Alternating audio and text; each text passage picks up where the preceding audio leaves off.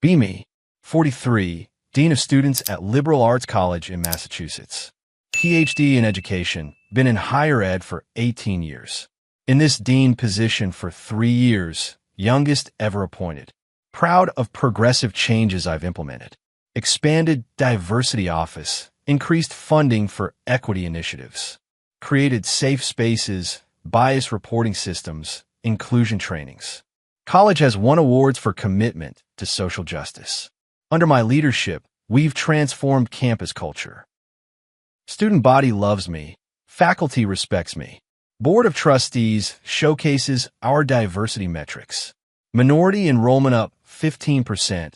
Women in STEM up 22%. Multiple programs supporting underrepresented students. This is exactly why I got into education. To make institutions more equitable, more just. To dismantle systems of oppression in academia. Campus has 2,400 students, 400 faculty and staff. About 150 are facilities, maintenance, custodial workers. Mostly men, mostly older, mostly working class. They keep the campus running, though often invisible. Today is our monthly all-staff meeting in the auditorium. Required attendance covers updates from all departments. Usually boring, administrative stuff, people half listen. I'm presenting on our new Excellence Through Equity initiative. $2 million investment in diversity programming. New positions, new resources, new requirements. Excited to share this with the whole campus community. Walk into auditorium, it's filling up quickly. Faculty and administrators sit in the middle sections. Facilities workers cluster in the back rows, as usual. In their work uniforms, some covered in dirt or paint. Notice they look tired, like they just came off shift. Many of them work early mornings or late nights, keeping campus clean and functional while students sleep. President introduces me. I take the podium. Thank you all for being here today. I'm excited to announce our Excellence Through Equity initiative. Pull up PowerPoint with glossy slides and statistics. This $2 million investment will transform our campus culture through comprehensive diversity, equity, and inclusion programming. Click through slides showing new positions. We're creating 5 new DEI coordinator roles, each focused on specific underrepresented communities, ensuring every student feels seen, heard, and valued. More slides about mandatory training requirements. All faculty and staff will complete anti-bias training. 20 hours per year, covering racism, sexism, homophobia, microaggressions, privilege, and inclusive practices. Show slide about expanded bias reporting system. We're making it easier for students to report concerning incidents. Anonymous online portal, 24/7 support line. Every report will be investigated thoroughly by our DEI team. Faculty are nodding, taking notes, looking engaged. Administrators seem supportive, asking clarifying questions. The facilities workers in back are shifting, murmuring, some exchanging looks, a few shaking their heads. Continue with more details about the initiative. We're also implementing mandatory diversity statements for all hiring, promotion, and tenure decisions. Candidates must demonstrate commitment to equity work. Finish presentation, open for questions. Anyone have questions or concerns about the initiative? Several hands go up from faculty section. Softball questions, supportive comments, enthusiasm. Will there be funding for department-level initiatives? Can we propose additional training modules? How do we nominate students for equity leadership roles? Answer each one, feeling good about the reception. Then a hand goes up from the back facility section. Older man, maybe late 50s, wearing custodial uniform. Name tag says Frank, don't recognize him. Yes, go ahead, Frank. He stands up slowly like his back hurts. I'm Frank Murphy. I'm a janitor here, been here 31 years. His voice is rough, Boston accent, sounds tired. I got a question about this $2 million you're spending. Of course, what would you like to know? He looks at the workers around him, then back at me. How come you got $2 million for this diversity stuff? But you've been telling us for 3 years there's no money. No money for raises, no money for more staff. No money to fix our equipment or replace our trucks. Feel defensive immediately. These are different budgets. Frank, this funding comes from a specific diversity grant.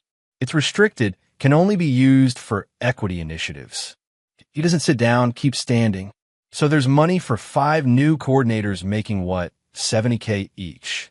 But no money for the guys cleaning toilets at 4 a.m. for $16 an hour. Who ain't had a raise in 4 years? Murmurs of agreement from the facilities workers. Compensation is a separate issue, handled through HR. This initiative is specifically about campus diversity. Another worker stands up, younger guy, maybe 40. I'm Carlos. I work grounds crew, been here 12 years. Can I ask something about this diversity you're talking about? Of course, I say. Try to maintain professional tone. You keep saying diversity and underrepresented groups. But you know who does the hardest, most dangerous work here? Not sure where he's going with this. Who does the work on the roofs in winter when it's 15 degrees?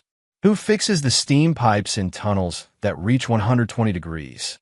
Who handles the chemicals and the machinery that could kill us? He gestures to the men around him. It's us, the facilities guys, mostly white working class guys. The guys you don't include when you talk about diversity. Feel defensive. This initiative is about identity-based marginalization. And what about class-based marginalization, he challenges. What about the guys doing backbreaking work for poverty wages, while you create $70,000 office jobs for people with degrees? The room is getting tense. Faculty are shifting uncomfortably. Frank speaks up again, still standing. Let me tell you about diversity from where I'm standing. I got a crew of 8 janitors for 3 academic buildings. Used to be 12 of us before the budget cuts. We're doing the work of 12 people with 8. His voice is getting emotional, frustrated. We got black guys, white guys, Hispanic guys, Asian guy. We got immigrants from 4 different countries. We got guys who barely speak English working alongside guys born here. And you know what? We don't need your diversity training. We already work together just fine. We got no choice. Another worker stands, older black man, maybe 60s. I'm Walter, maintenance supervisor, been here 27 years. Can I say something about this training you're requiring? Nod, unable to stop this now. You're telling us we need 20 hours of anti-bias training to learn not to be racist or sexist or whatever. You know what I did last week for 60 hours straight? He's getting animated, speaking louder. I kept the heat running in the dorms during that cold snap. Worked triple shifts so students wouldn't freeze. Because we're short-staffed, because guys quit, because the pay is shit and the work is hard. Point to me directly now, and you want to take 20 more hours from us. To sit in a room being told we're unconsciously biased, while students are waiting for broken stuff to get fixed, while the campus is falling apart because we can't keep up. The facilities workers are nodding vigorously. Faculty and administrators look uncomfortable, not sure how to react. Carlos speaks again, and this bias reporting system you're so proud of. You know what that means for us. Feel my face getting hot, losing control of this meeting.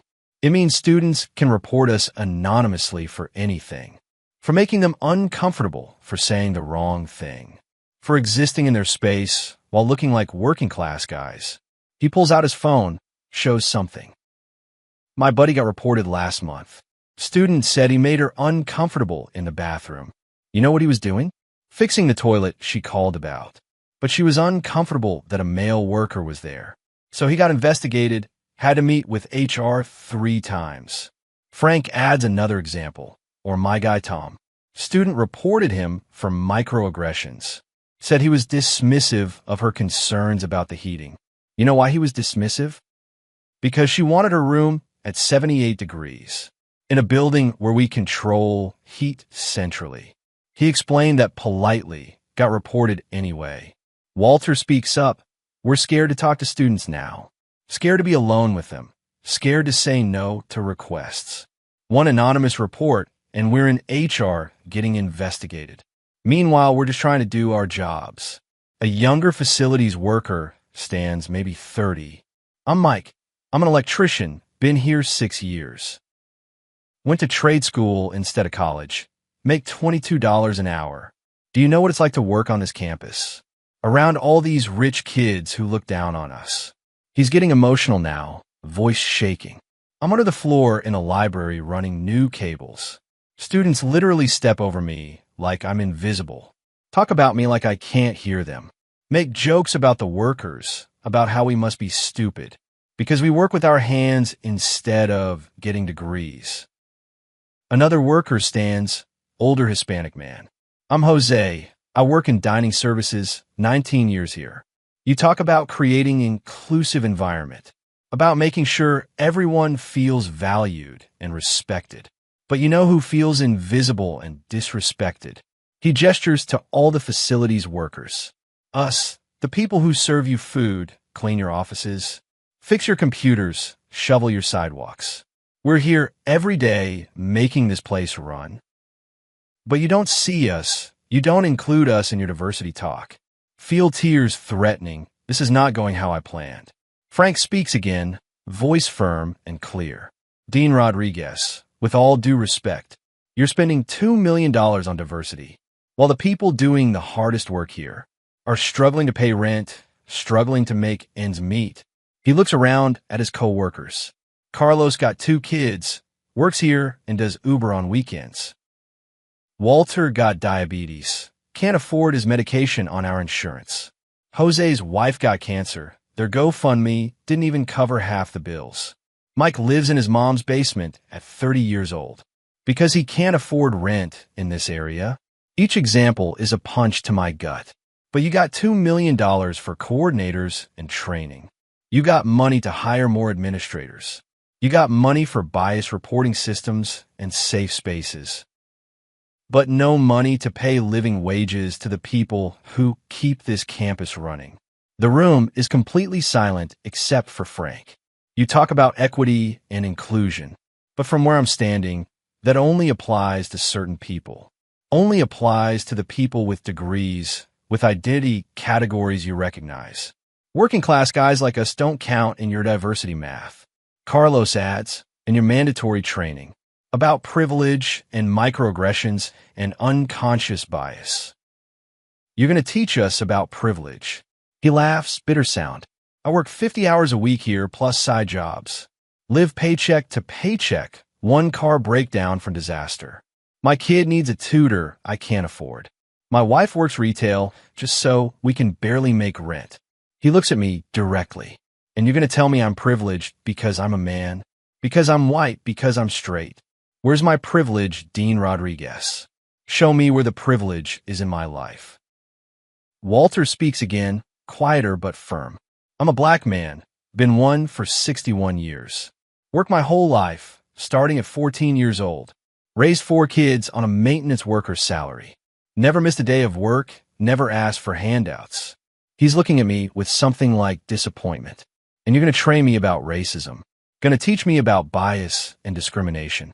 Like I haven't lived it, like I don't know it. But the real discrimination I see now is you spending millions on programs and coordinators while telling us there's no money for the workers. Another facilities worker stands, I don't know his name. I'm Paul, HVAC technician, 15 years here. You know what's dangerous about your bias reporting system? Really don't want to hear this, but can't stop him. It's anonymous, no due process, no presumption of innocence. Student says we made them uncomfortable, we're guilty. Have to prove we didn't do anything wrong. Our word against theirs, and yours always believe the student. Frank adds, we had a good culture here before all this. Workers and students got along, had mutual respect. Students would thank us, talk to us like humans. Now they see us as potential threats to report. And we see them as potential liability to avoid. Mike speaks up. You've destroyed trust on this campus, created atmosphere of suspicion and fear, all in the name of inclusion and safety. But we don't feel safe, we feel targeted. Jose adds his perspective, and these 5 new coordinators you're hiring. What are they going to do exactly? Sit in offices, make PowerPoints, run trainings, write reports. while we're out in the cold, in the heat, doing real work. He's getting passionate now. For $70,000, they're going to teach people about equity, while I make $19 an hour feeding students. How is that equitable? How is that just? Carlos speaks again, voice firm. You want to know what real diversity initiative would look like? Pay us living wages, hire more staff so we're not killing ourselves. Fix our equipment, provide good benefits. Treat the working class people here with actual respect. Frank is nodding, adds more. Recognize that class matters as much as identity. That economic justice is social justice. That the guy fixing your toilet at 5 a.m. deserves dignity, not lectures about his privilege. Walter stands again, makes final point. Dean Rodriguez, I don't doubt you mean well. I don't doubt you care about diversity and inclusion. But your version of it leaves us out completely. Leaves out the working class people who make everything possible. He gestures to the facilities workers. We're invisible in your equity initiatives. We're the ones doing the hard, dangerous, necessary work. But we don't count because we don't fit your categories. Because we're not the right kind of diverse. The challenge hangs in the air, everyone waiting for my response. President is looking at me, concerned. Faculty and administrators are uncomfortable, don't know what to say. The facilities workers are united, standing together. Waiting to see if I'll hear them or dismiss them. Open my mouth, nothing comes out initially. All my education, all my training, feels useless. Frank, Walter, all of you, I hear what you're saying. My voice is shaking, feel completely unprepared. This is clearly not the conversation I expected to have. Frank speaks gently now, less confrontational. We didn't want to do this publicly. We try to talk to you, to HR, to the president. But nobody listens to the janitors and maintenance guys. So we had to say it here, in front of everyone. Walter adds, we're not against diversity. We're not saying other people don't face discrimination. We're saying your approach leaves us out, makes us the bad guys while we're breaking our backs. Carlos is quieter now, too. We're just asking to be included. In your equity talk, in your resource allocation, in your definition of who matters on this campus. Feel completely overwhelmed, tears starting. I don't know what to say right now. I need to think about this, process what you've shared. Frank nods. That's all we're asking. Just think about it. Really think about it. Think about who your policies actually help and who they hurt while you're helping others. The meeting ends awkwardly. People file out quietly. Facilities workers leave together, supporting each other. Faculty avoid eye contact with me. Don't know what to say. President catches my arm. My office now. Walk in silence, feeling shame and confusion. Sit in President's office. She's been here 20 years. That was brutal, she says. I know, I didn't expect. You should have. I've been telling you for a year. Look up surprised. Telling me what? That your diversity initiatives were leaving out facilities workers. That they felt alienated and targeted by your programs. That there was growing resentment about resource allocation. Feel shocked. Why didn't you make me listen? I tried.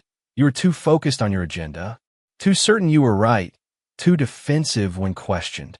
She pulls out a folder, shows me. Worker complaints about bias reporting system.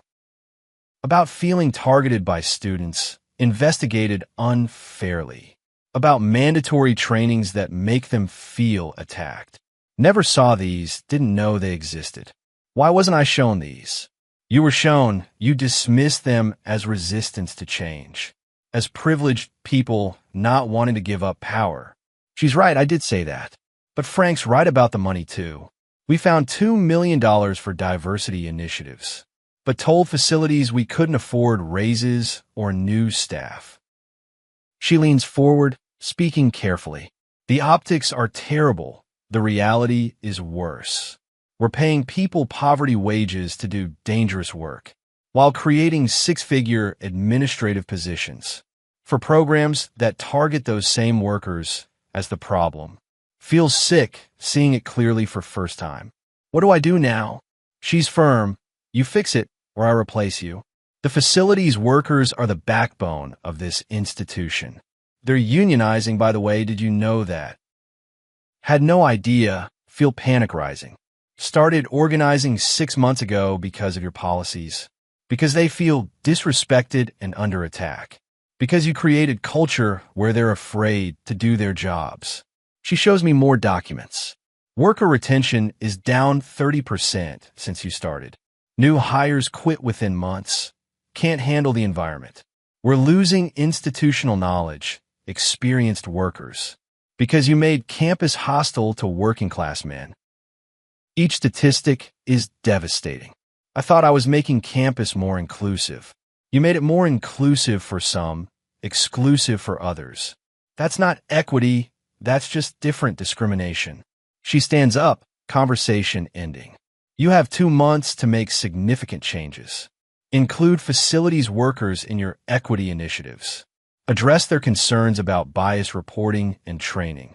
And for God's sake, find money for living wages. Leave her office feeling destroyed. Everything I've worked for, everything I believed, being challenged and dismantled. That evening, can't stop replaying Frank's words. Where's the privilege in my life?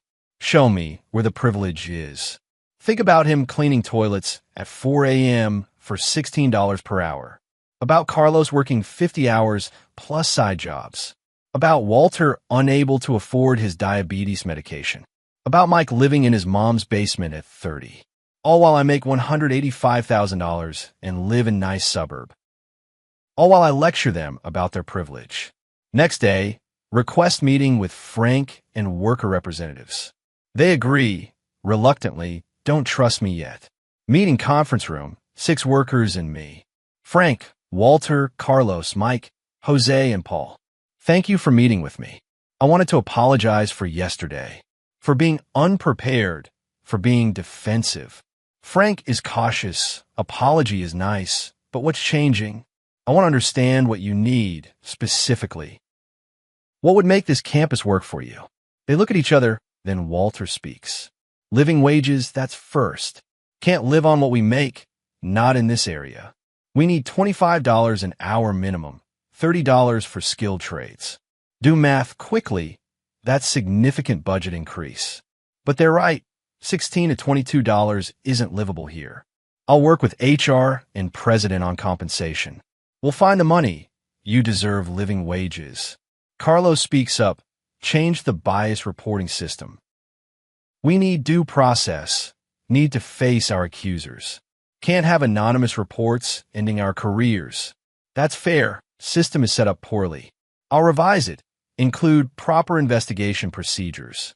Make sure workers have representation and fair process. Mike adds, change the mandatory training, or at least make it relevant to us. Stop making us sit through lectures about privilege when we're breaking our backs for poverty wages. This one's harder, challenges my whole approach. What would useful training look like for you? Paul answers, safety training, equipment training. Things that help us do our jobs better and safer. Not political stuff that makes us feel like bad guys. Jose adds, or if you're going to do diversity training, include working class issues, economic justice. Talk about class as much as you talk about race and gender. That's reasonable. Should have been included already. I can do that. Include class and economic justice. Make training relevant to everyone's experience. Frank speaks last, most important point. Change how you talk about us, how you see us. We're not the problem. We're not privileged oppressors. We're working people trying to survive, trying to take care of our families, do our jobs right. He's getting emotional again. When you talk about making campus inclusive, include us in that, the facilities workers. Recognize our labor, our struggles, our humanity. Don't make us invisible while you help everyone else. Feel tears coming, his words hitting hard. You're right, all of you are right. I've been so focused on identity-based diversity that I completely ignored class-based inequality. Ignored the people doing the hardest work for lowest pay. Walter speaks gently. We're not asking you to abandon other groups. Just include us too. That's all. Recognize that class matters, that poverty matters, that working class white guys can struggle too. They're being more gracious than I deserve. I promise things will change. And I need your help, your input on everything. Can't fix this without you telling me what you need. Frank nods slowly. We'll see if you mean it. Words are nice, but we need action. Need to see actual changes, not just promises. He's right. They've been disappointed before. Over next 2 months, work harder than ever before. Meet with president and board about budget. Secure funding for 20% pay increases for all facilities workers. Not as much as they need, but significant step. Revise bias reporting system completely. Add due process, investigation procedures, representation. Make it fair for both reporters and reported. Redesign mandatory training program. Include modules on class and economic justice. Bring in speakers who are working class, who get it. Make content relevant to everyone's lived experience. Create Facilities Appreciation Week. Highlight the work they do, the people behind it. Students meet the workers, learn their names and stories. Create student-worker dialogue programs. Help students understand the labor that supports them. Add facilities workers to diversity committees. Include their voices in policy decisions.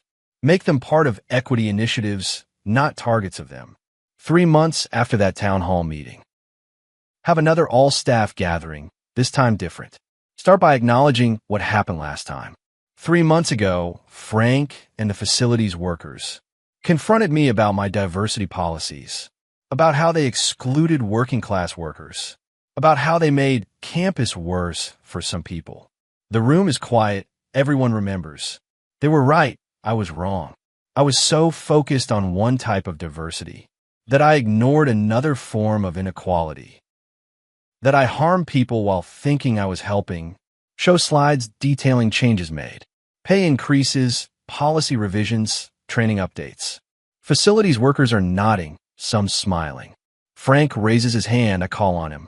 Dean Rodriguez, I want to acknowledge the changes. They're real, they're meaningful, we see them. Thank you for listening, for actually following through. Feel emotional, his approval matters. Thank you for having courage to speak up. For teaching me what I needed to learn. After meeting, Frank approaches me. You did good work here, real changes. Thank you, Frank. Couldn't have done it without you. He smiles, first time I've seen him smile. You know what the difference is now? What's that? We feel seen.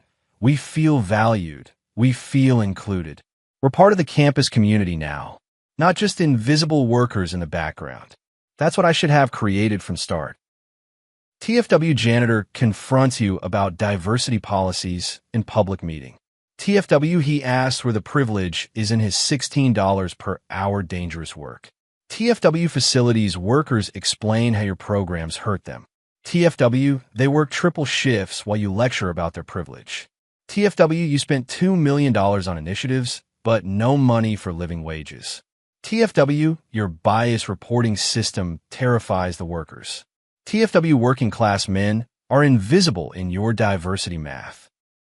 TFW, you made campus inclusive for some, hostile for others. TFW, president threatens to replace you for ignoring half the staff.